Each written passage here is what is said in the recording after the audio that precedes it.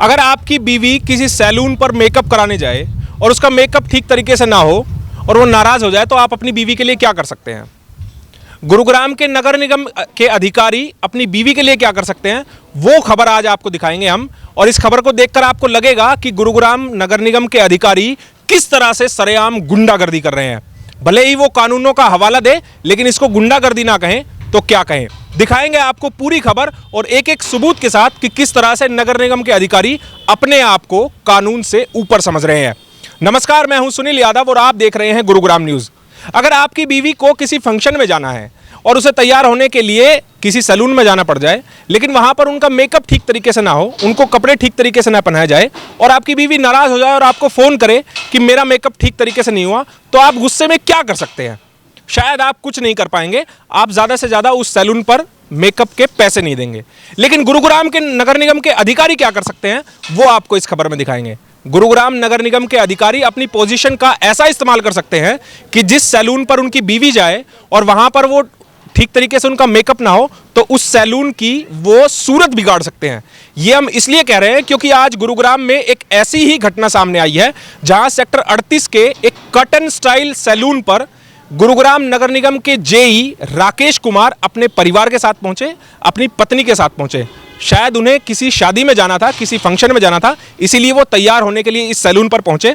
लेकिन इस सैलून पर जब वो 12 बजे पहुंचे तकरीबन, तो वो सीसीटीवी फुटेज पहले आप लोगों को दिखा रहा हूं, आपको एक एक तस्वीर समझ में आती रहेगी कि 12 बजे के लगभग वो इस सैलून पर पहुंचे अपनी पत्नी के साथ। जेई साहब ने खुद यहां पर फेशियल भी कराया, लेकिन आधे पौने घंटे के बाद वो तो यहां से चले गए, लेकिन उनकी पत्नी यहीं तैयार होने के लिए इस सैलून पर रुक गई। उसके बाद उनकी पत्नी जब यहां पर तैयार हो रही थी तो आरोप यह लगाया गया है कि उनकी पत्नी को ठीक तरीके से साड़ी नहीं पहनाई गई, इससे उनकी पत्नी नाराज हो गई। और नाराज छोटी मोटी नाराज नहीं, बल्कि नाराज इतनी हो गई कि उन्होंने तैश में आकर अपने पति को फोन कर दिया और बोल दिया कि यह सैलून तो बहुत घटिया है और यहां पर ठीक तरीके से कोई मेकअप नहीं होता है, कोई काम नहीं होता है, इसीलिए आप इनको सबक सिखाइए। बस इसके बाद क्या था? इसके बाद यह था कि जेई साहब 10 मिनट में ही अपनी गाड़ी से वापस आते हैं इस सैलून पर, और इस सैलून पर आते ही अपनी पत्नी को यहां से लेकर चले जाते हैं। बात यहीं खत्म नहीं हुई, इसके बाद असली बात शुरू होती है। इसके बाद यहां पर जेई साहब के जो नगर निगम अधिकारी, नगर निगम कर्मचारी हैं, वो यहां पर अपने दल बल के साथ आते हैं और अपने दल बल के साथ आने के बाद वो यहां पर तोड़फोड़ करना शुरू कर देते हैं। तोड़फोड़ किस तरह की, वो तस्वीर भी आप लोगों को दिखा रहा हूं मैं कि जो कटन स्टाइल का जो नाम है, शॉप के बाहर जो नाम लिखा हुआ है, उस बोर्ड को यहां से तोड़ना शुरू कर देते हैं। हो सकता है कानूनन ये सही हो सकता है ये कानूनन सही हो, क्योंकि अगर किसी को अपना प्रमोशन करना है, अपने एडवर्टीजमेंट करनी है, तो उसके लिए नगर निगम से या जो कंसर्न अथॉरिटी है उनसे परमिशन लेनी होती है। लेकिन उसके बाद क्या हुआ? उसके बाद इसी दुकान के सामने जब ऑटो में जब कुछ पोस्टर्स रखे हुए थे इसी सैलून के, तो उन्होंने वो पोस्टर्स भी उठाने शुरू कर दिए। यानी कि पोस्टर अभी शहर में कहीं लगाए नहीं गए थे, लेकिन जेई साहब के जो कर्मचारी थे, जो उनके नीचे काम करने वाले लोग थे, उन्होंने ऐसी गुंडागर्दी दिखाई कि ऑटो से पोस्टर उठाने शुरू कर दिए और उनको जब्त कर लिया। अब सवाल यहां पर एक ये उठता है कि अगर जेई साहब को इतने ही कानूनों की चिंता है, तो जेई साहब की जो जिम्मेवारी है राकेश कुमार जी की, वो जिम्मेवारी वो सड़कों पर क्यों नहीं निभाते हैं जहां पर नेताओं के पोस्टर लगे होते हैं, जहां पर साइन बोर्ड, जहां पर जगहों का नाम लिखा जाता है, जिन साइन बोर्ड पर जो जनता के पैसों से लगे हैं, वहां पर नेता अपने प्रमोशन कर रहे हैं, अपनी जन्मदिन की बधाइयां दे रहे हैं। लेकिन नेता लोगों को यह चीज दिखाई नहीं देती। पूरे शहर की सूरत बिगाड़ रखी है हमारे शहर के नेताओं ने, लेकिन जेई साहब को यह सूरत दिखाई नहीं देती कि किस तरह से गंद फैला रखा है गुरुग्राम के नेताओं ने। और जेई साहब तो नेताओं से डर रहे हैं, लेकिन अपनी गुंडागर्दी दिखाने के लिए, अपना रौब दिखाने के लिए वो इस तरह से दुकानदारों पर अपना जोर चला रहे हैं। मैं अभी भी ये नहीं कह रहा कि जेई साहब ने गलत कार्रवाई की है, मैं ये कह रहा हूं हो सकता है कि कानून के मुताबिक उन्होंने सही कार्रवाई की हो, लेकिन क्या वो कानून उस समय भूल जाते हैं जब नेता लोग सड़कों पर पोस्टर बैनर लगाते हैं? वो तस्वीरें भी आप लोगों को दिखाई है। अब हम बात करने की कोशिश करते हैं कटन स्टाइल के जो यहां मैनेजर हैं संदीप कुमार, उनसे बात करते हैं कि आखिरकार पूरा ये वाकया था क्या। संदीप जी, आप विस्तार से बताइए कि क्या ये पूरा वाकया था, और जब राकेश जेई यहां पर आए तो क्या कुछ बातें हुई थी? सर, राकेश जी यहाँ पे पहले तो मेरे को उनकी इन्फॉर्मेशन मिली कि वो 1-2 दिन में आएंगे। कब आएंगे मुझे ये नहीं पता था। सडनली आज वो मॉर्निंग में आए हैं, करीबन 11 सवा पौने 12 बजे के आसपास। आने के बाद मुझे ये पता लगा कि उनकी कुछ एक सर्विसेज है जो मुझे करवानी है। मेरे जो फ्रेंचाइजी ओनर हैं मिस्टर यादव जी, उन्होंने मुझे बताया कि संदीप इनकी कुछ एक सर्विस है बेटा, वो आप करवा दो। मैं कहा सर कोई प्रॉब्लम नहीं है। मैंने उनको सर्विस के लिए बहुत अच्छे तरीके से अटेंड किया और यहाँ बैठाया, अपने स्टाफ से इंट्रोड्यूस करवाया। कुछ एक सर्विस जो यादव सर ने भी कहा था करवाने के लिए, मैंने मिस्टर राकेश जी की वो भी करवा दी। फेशियल कराया उन्होंने फेशियल करवाया था, प्लस उन्होंने बियर्ड ट्रिम करवाया था। थोड़ी देर बाद सर यहाँ से चले गए। उनका आई थिंक शायद कोई फैमिली फंक्शन था। उनकी जो वाइफ थी उनकी कुछ एक सर्विसेज थी जैसे कि साड़ी ड्रेपिंग एंड मेकअप्स वगैरह। अनफॉर्चुनेटली मेरा कुछ सामान जो था वो पीछे मेरे वेंडर से मुझे नहीं प्राप्त हुआ था, तो मेरे को वो कहीं से अरेंज कराना पड़ा मेरी अदर ब्रांचेस से, जिसकी की इन्फॉर्मेशन मैंने राकेश सर को और उनकी वाइफ को दोनों को दे दी थी। मैंने उन्हें ये बता दिया था कि मैम सामान अभी मेरे पास अवेलेबल नहीं है, बट हाँ ये है कि मैं आपके लिए अरेंज करवा रहा हूँ, जब तक वो सामान आएगा तब तक मैं आपकी दूसरी सर्विसेज करवा देता हूँ।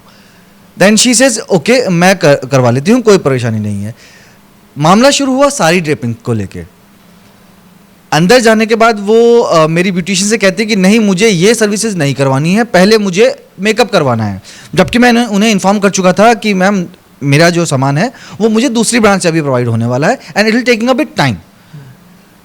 तो पता नहीं किस चीज़ के गुस्से में वो रूम में गई और वो अपनी साड़ी खुद बांधने लग गई। मेरी ब्यूटिशियन जो है उन्होंने उसको साफ लहजे में कह दिया कि मैम मैं कर देती हूँ, बट शी सेज कि सारे काम मैं खुद ही करूँगी तो तू यहाँ, she was using very adverse language कि अगर सारे काम मैं खुद करूँगी तो तू क्या करेगी, तू एक काम कर जा यहाँ से।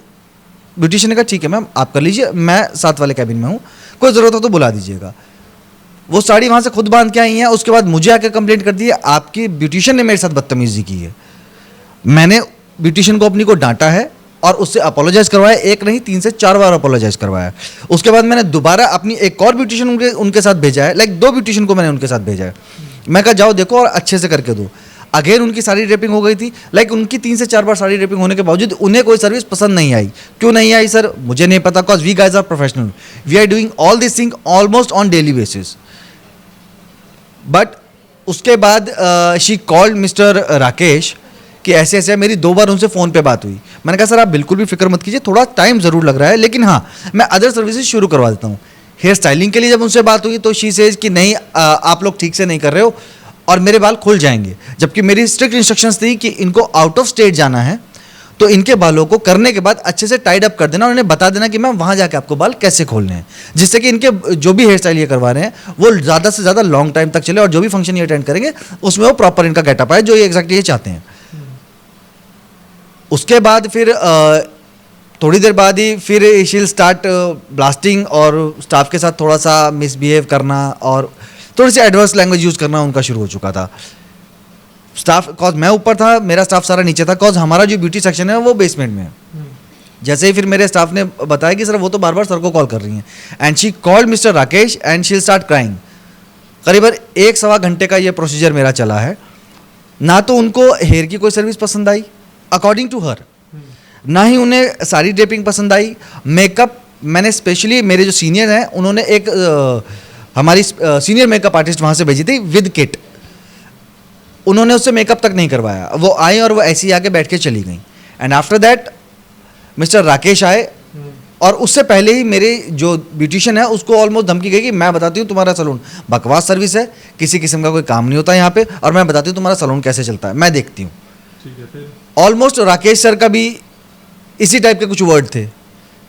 सर राकेश सर यहाँ से गए हैं, उनके जाने के ठीक 10 मिनट के अंदर अंदर नगर निगम के कार्यकर्ता यहाँ पे आ गए हैं और मुझे आके और बोलते हैं कि आपके पास 10 मिनट है, आप ही अपना बोर्ड हटवा लीजिए। आप शायद वीडियो में अगर वो बोर्ड दिखाएंगे तो वो देख लीजिएगा, वो बोर्ड कम से कम नहीं तो है 15 से 20 फीट के आसपास का है। लगाने में या उतारने में उसे कम से कम 6 बंदे लगते हैं और 1 से 1.5 घंटे का टाइम लगता है। मैं 10 मिनट में, एवरीबडी नोज कि मैं उसको 10 मिनट में किसी तरीके से नहीं उतार सकता। कह रहे नहीं तो हम तोड़ देंगे। मैंने अपने सीनियर्स को कॉल करी, उनसे बात भी करवाई, लेकिन वो उनमें से कोई कुछ नहीं माना।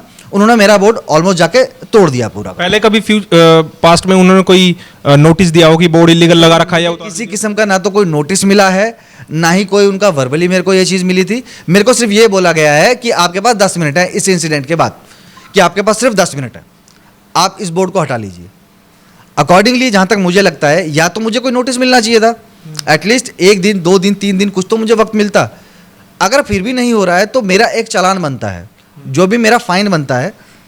उसके बावजूद भी अगर मैं नहीं मानता हूं तो कहीं जाके मेरा बोर्ड ये डिस्ट्रॉय कर सकते हैं। But direct they came and they says कि भाई आपके पास 10 मिनट है और बोर्ड तोड़ देंगे आपका। अच्छा, आपके बैनर्स आपकी व्हीकल में रखे थे या उसको भी? सर मेरे कुछ बैनर्स आए थे जो मेरे को बाहर रोड पे लगाने थे और उसके लिए हमारी बात चली थी परमिशन के लिए मिस्टर राकेश से ही, ठीक है। एमसीडी के कार्यकर्ता जो उनके थे उन्होंने मेरे को जो मेरे ऑटो में बोर्ड रखे थे, मैंने कहा भैया ये क्यों लेके जा रहे हो? कह रहे भाई ये कहीं ना कहीं तो लगेंगे। मैंने कहा जब तक ये रोड पे नहीं लग जाते आप इसके ऊपर एक्शन कैसे ले सकते हो? जब ये रोड पे लगेंगे आप उसके बाद इस पे एक्शन लोगे, समझ में आता है। कह रहा नहीं सर हम तो कुछ भी कर सकते हैं। और उससे पहले उसका मैंने एक छोटा सा वीडियो भी बना रखा है। उससे पहले मेरे स्टाफ के साथ बदतमीजी कर रहे हैं कि वो कह रहा भैया इसे तो छोड़ दो, ये कहाँ लेके जा रहे हो, तो हमारा सामान है। उसको लिटरली पुश किया गया है। कह रहा पीछे हट जा, नहीं बताऊंगा तुझे अभी। मैंने कहा भाई ये गलत हो रहा है, काम करो तुम लोग साइड हो जाओ। वो ऑटो में से प्राइवेट प्रॉपर्टी के अंदर एक जो व्हीकल खड़ा हुआ है, आप उसके अंदर से कोई सामान कैसे निकाल के लेके जा सकते हो? और वो भी वो किसी और से बिलोंग करता है। जब वो बोर्ड पे लगेगा तब की अलग बात है, जब वो आपके क्राइटेरिया में आएगा वो तब की अलग बात है। एक रॉ मटेरियल पड़ा, how can you took it along this way, like कुछ भी लेके आप जा सकते हो। तो पुलिस में आप लोगों ने कंप्लेंट किया? सर पुलिस में मैंने एफआईआर कर दी है। क्यों? उनका जो बिहेवियर था वो बिल्कुल भी सही नहीं था। गुंडाई टाइप की उन्होंने यहाँ पे आके करी हमारे साथ, मेरे स्टाफ के साथ। ठीक है, मैं थोड़ा सा डिफेंस में चला, मैं थोड़ा पीछे ही रहा। सर अगर मेरा स्टाफ ज़्यादा बोलता है कुछ करता तो मुझे लगता है शायद यहाँ पे हाथापाई भी हो जाती, और हम उस वक्त कुछ नहीं कर पाते क्योंकि उनका एक ही वर्ड होता भाई हम तो ऑन ड्यूटी हैं। लेकिन मेरे ये समझ नहीं आया उनको ये इंस्ट्रक्शन, ठीक वो इंसिडेंट होने के 10 मिनट बाद वो यहाँ कैसे आ गए? अच्छा, किस फंक्शन में जाना था उन्हें ये भी पता चला? सर आई थिंक शायद उनके जो वाइफ हैं उनके भाई की शादी है आज, अलवर जा रहे हैं वो। इसीलिए उनको जल्दी भी थी? इसलिए उनको जल्दी भी थी। सर अगर आपको जल्दी है, आपके पास टाइम नहीं है, तो मेरी इंडस्ट्री में एक रूल है कि आपको टाइम से आना पड़ेगा। कॉज जिस सर्विस में टाइम लगता है मैं उसमें उतना ही टाइम लगाऊंगा। टाइम नहीं लगाऊंगा सर आपकी सर्विस ठीक नहीं होगी, फिर at the end of the day फिर आप ही की कंप्लेंट होगी, और मैं भी वो नहीं चाहता कि आपकी सर्विस को मैं प्रॉपर तरीके से हैंडल ना कर पाऊँ। धन्यवाद ये जानकारी देने के लिए। और यहाँ से एक कहावत जो पुरानी बनी हुई है वो एक सत्यार्थ होती है कि जोरू का भाई एक तरफ और सारी खुदाई एक तरफ। ये कहावत इसको सच कर रही है, ये घटना इस कहावत को सच कर रही है, क्योंकि एक नगर निगम के अधिकारी ने अपने ओहदे का इस्तेमाल करते हुए किस तरह से 10 मिनट में ही कार्रवाई करके दिखाई है। और कार्रवाई पर सवाल इसलिए उठ रहे हैं कि आज से पहले ना तो कोई नोटिस दिया गया बोर्ड हटाने का, और ना ही कोई वर्बली कहा गया कि आप ये बोर्ड हटा लीजिए, इलीगल लगा हुआ है। लेकिन जब बीवी का मेकअप ठीक नहीं हुआ तो जेई साहब को इतना गुस्सा आया कि उन्होंने 10 मिनट में ही इस दुकान के, इस सैलून के बोर्ड हटवा दिए, और ऑटो में अगर बैनर्स रखे हुए थे उसको भी जब्त करवा दिया। अरे साहब, जब्त करवाना है तो उन प्रिंटिंग मशीन्स को भी जब्त करवाइए जो इस तरह के बैनर्स छापते हैं, जो इलीगल बैनर्स छापते हैं। लेकिन कार्रवाई आपकी जब जायज मानी जाती, जब आप शहरों से इस तरह के तमाम जो बैनर्स लगे हुए हैं नेताओं के, उनको आप हटा देते। क्या आप नेताओं के इशारों पर काम करते हैं? क्या आप नेताओं से डरते हैं? क्या आप नेताओं पर कार्रवाई नहीं करना चाहते? क्या कानून सिर्फ आम आदमी के लिए है? और ऐसी गुरुग्राम में हजारों लाखों दुकानें हैं जिन्होंने अपनी दुकान के बाहर अपने प्राइमेसेस में अपनी प्रॉपर्टी पर अपनी दुकान का नाम लिखा हुआ है। अगर अपनी दुकान का नाम लिखने के लिए भी लोगों को परमिशन लेनी होगी तो ये कानून भी आपको, ये इंस्ट्रक्शंस भी आपको जनता के सामने रखनी चाहिए। अब इस खबर पर आप लोग क्या राय रखते हैं ये आप जरूर कमेंट करके बताइएगा। और एक बात और बता दूं कि इस पूरी खबर के बाद मैंने जो जेई साहब हैं राकेश जी, उनसे बात करने की कोशिश की, उनका नंबर मैंने अरेंज किया, उनसे बात करने की कोशिश की, उनका पक्ष जानने के लिए कि आखिरकार उनका क्या कहना है इस पूरी घटना पर। तो उन्होंने मेरा कॉल काट दिया और उन्होंने एक मैसेज किया कि मैं अभी बात नहीं कर सकता, मैं अभी ड्राइविंग कर रहा हूं। तो हमें इंतजार रहेगा कि जेई साहब सामने आए और अपना पक्ष रखें, और अगर जेई साहब ने कुछ गलत किया है, गैर कानूनी किया है और अपनी बीवी का मेकअप ठीक ना होने की वजह से किया है, तो इन पर कार्रवाई जरूर होनी चाहिए। और अधिकारियों को यह भी देखना चाहिए कि ऐसे अधिकारी जो ठीक तरीके से अपनी ड्यूटी नहीं कर रहे हैं, क्योंकि शहर में ऐसी बहुत सी जगह हैं जहां पर इलीगल बैनर्स लगे हुए हैं लेकिन उनको नहीं हटाया जाता और आम जनता को इस तरह से परेशान किया जाता है।